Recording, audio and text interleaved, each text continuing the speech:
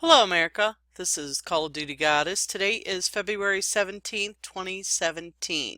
I have an article here from the Last Refuge. Lame duck timeline strongly suggests President Obama set up intelligence scheme to undermine Trump. Actually, I've been working on something that goes with this for approximately a week now. It's very involved. It's going to take a lot more time, but when you see some of the things that have happened, you're going to be in shock. And after the last 8 years, it's going to take a lot to shock you, I know. Anyway, so let's get started here. Former CIA-trained defense intelligence officer, he's retired Lieutenant Colonel Tony Schaffer. Colonel, you know, there have been leaks about phone calls between the president and leaders of Australia and Mexico, as well as the investigation into the Russian alleged interference in the hacks into the DNC. Right. Are leaks by Obama officials the problem? Absolutely, and I put this right at the feet of John Brennan and Jim Clapper, and I would even go so far as say the White House was directly involved before they left. I'd put this in the form of Ben Rhodes and those folks.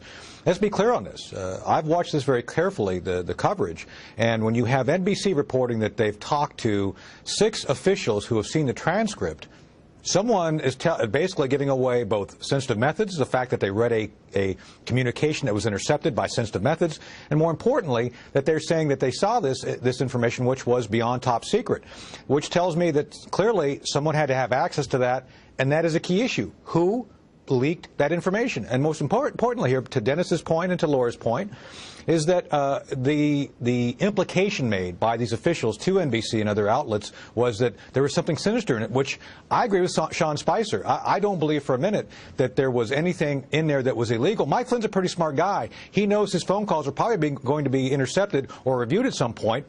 I'm sure he talked about sanctions, but not in the way that it was portrayed by the left. So I do believe. The sanctions came about again because of the Obama administration putting them in place over the findings by the intelligence community that it was Russia that hacked into the DNC. And we have Democrat Representative Adam Schiff. He's a ranking member in House Intelligence.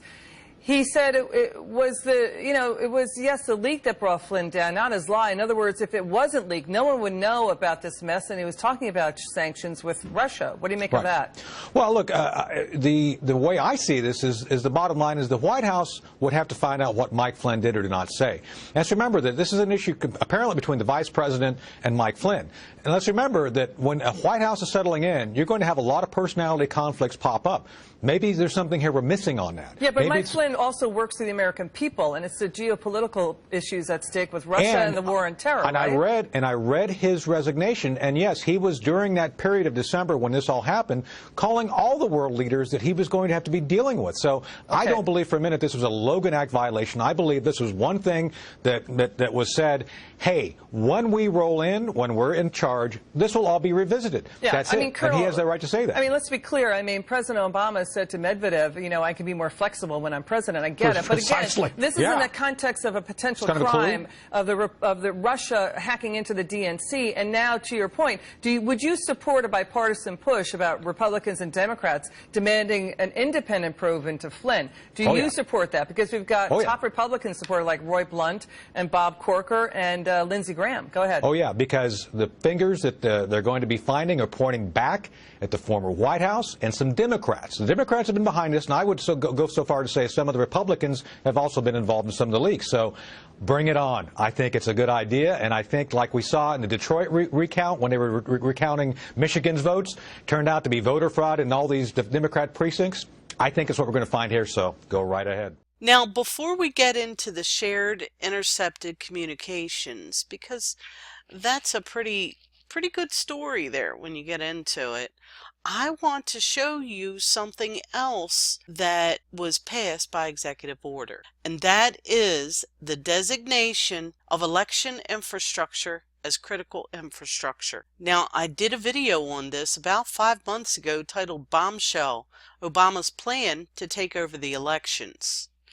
And I'll leave the link for that if you care to watch it. But when you look at what Obama passed on January 3rd, and then on January 6th, he passed the designation of election infrastructure as critical infrastructure, well, a bigger picture starts to form. So Now, let's get into more detail about these two executive orders.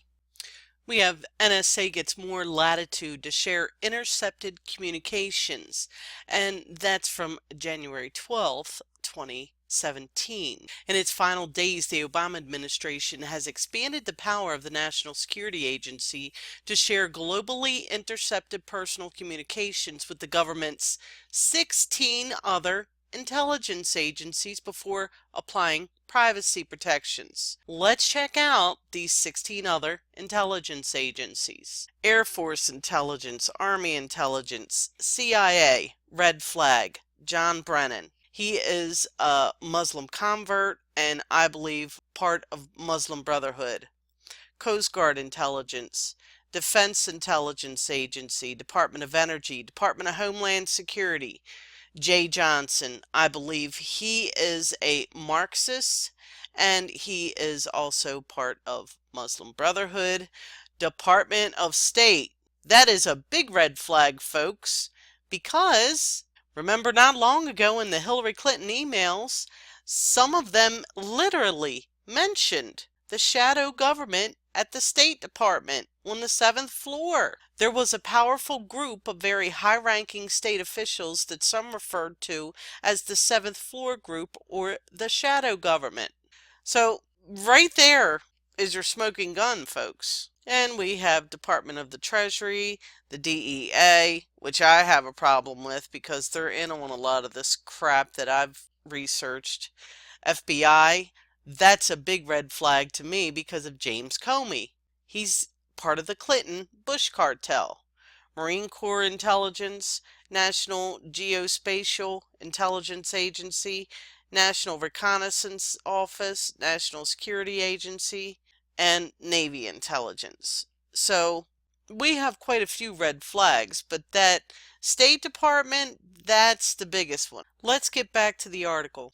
The new rules significantly relax long-standing limits on what the N.S.A. may do with the information gathered by its most powerful surveillance operations, which are largely unregulated by American wiretapping laws. These include collecting satellite transmission, phone calls, and emails that cross network switches abroad and messages between people abroad that cross domestic network switches. The change means that far more officials will be searching through raw data.